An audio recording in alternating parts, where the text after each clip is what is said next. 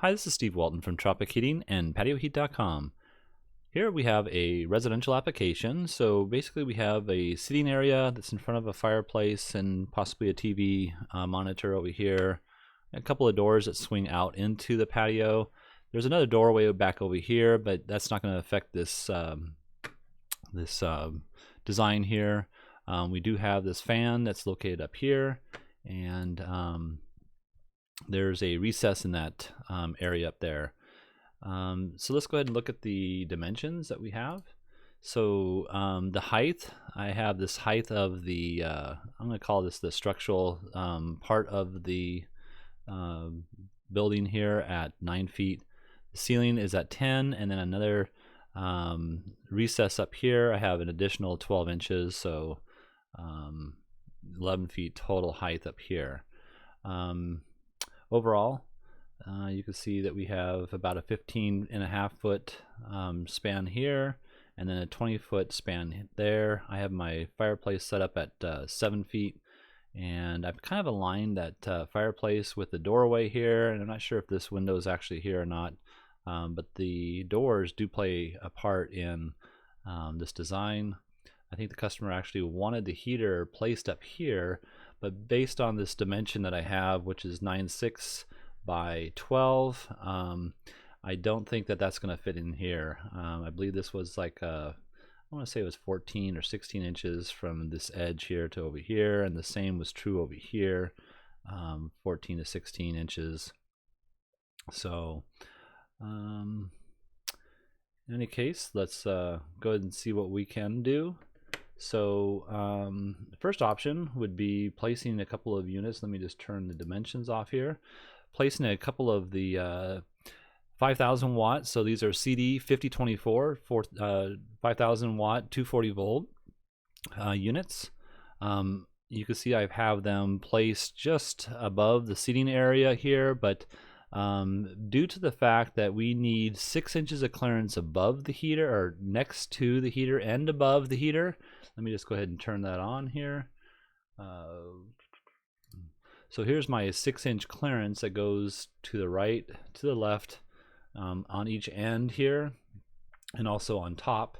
That's my 6-inch clearance, and you can see I'm missing this trim piece here. That's why it's actually 6 inches from this edge here, the trim, out to this edge of the heater. And I used the 5,000 watts just because of the fact I thought it looked a little bit better in this application. We do have to watch out for this fan. The fan I have placed, sorry about that, placed in the center of the patio. The reason we need to be concerned about the fan is because there are clearances below the heater. Now, the clearance below the heater on this side here, I've matched up the bottom edge of the heater to the ceiling of this portion of the patio here. So you can see if I come in here that I have not mounted the heater to the ceiling here. So you're gonna have to either put a block or get the extended piece. The extended piece they have is a 4-inch extension. I think we need 3.5 inches based on the drawing dimensions that I have here. Let's see if I even have that on here. So yeah, I have 3.25 or 3.125 extension, but they only come out with a 4-inch extended bracket.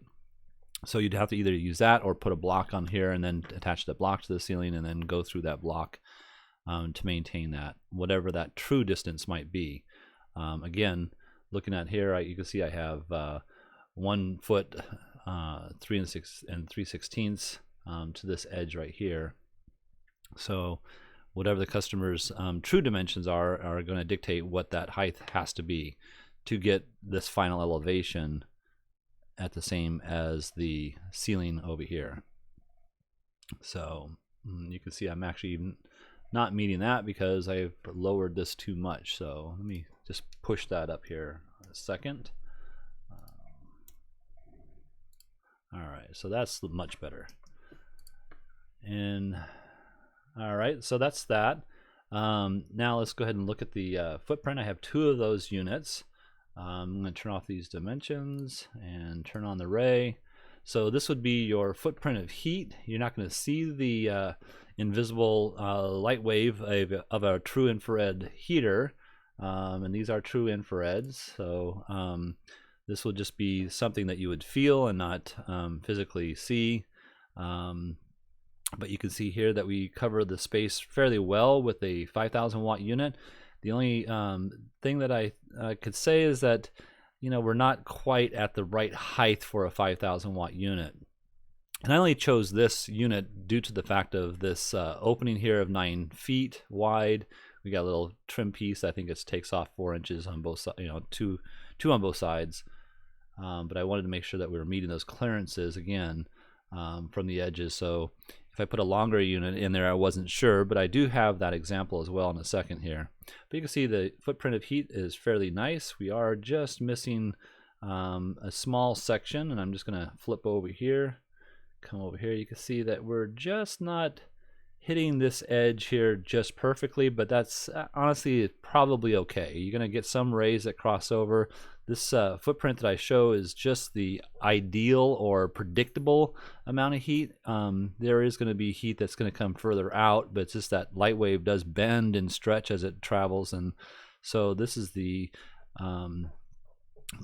best heat that you'll get from the heater that I show. So in any case, that's that, and I'm going to go ahead and turn that off. There we go, and turn on the other option. The other option would be a a CD6024 6,000 watt 240 volt heater. 2 of those are 25 amps each, and they're in the same exact location. We do meet the clearances, so that's why, you know, at first I wasn't sure that we were going to, but it's obvious that we do meet the clearances above the heater. Again, it's at the same elevation as the last, so our bottom of the heater meets the elevation of the bottom of the ceiling over here. And of course we're missing the fan with the 18 inches of clearance, and that was true on the other one. I know I didn't say the 18-inch part, but we do need 18 inches from the side. We missed that over here, and we're missing that with the fan. Having the fan in the center of this recess here. So the other heater is identical to that, just opposite sides, and I think we're just fine over there. So let's go ahead and turn those clearances off and look at the footprint of heat. You can see this is projecting a lot more heat further down than the other option. And the footprint's a little bit larger, so, you know, again, we are well, you can see here we are not capturing here quite what I want, but there is this crossover that does happen. Like I said, the rays do travel further out, and so if you're sitting in the middle, you would feel the warmth from both sides in this application. Now, could you change this angle slightly in order to accommodate more heat in the center of the room? Yes, you could. You could change it inwards, because when you change the angle, you are changing the clearance here. So this would drop down, and the clearance, the 18-inch clearance, would drop down this way here. You still need to maintain the 6, and I don't think we would hit the fan in any way if we just did a 10-degree tilt. So, and again, we didn't place the units here because we would have to change the angle to probably like a 30 to 40 degree tilt here. You would get a lot of heat down here, a little bit over here, and you wouldn't hit this. And I think actually the customer has a seating position right here. So that's why I didn't choose that. You're not going to meet the below the heater. I should just show you this real quick. Below the heater, let me turn off the ray. It's the 18 inches from left to right and end to end, but it's 36 inches from this heater, the heater face, all the way down this direction here. So that's why that doorway would be an issue for me, placing a heater over here. All right, I hope this has helped. If you're looking for some assistance with your outdoor heating application, feel free to give us a call, or just send us an email rather to support@patioheat.com. Thumbs up would be great. We don't monetize because that's inappropriate, I think, on a for a company like us. But thumbs up do help us with the algorithms of YouTube, so more people can experience some of this helpful information. I thank you very much for watching. You have a great day.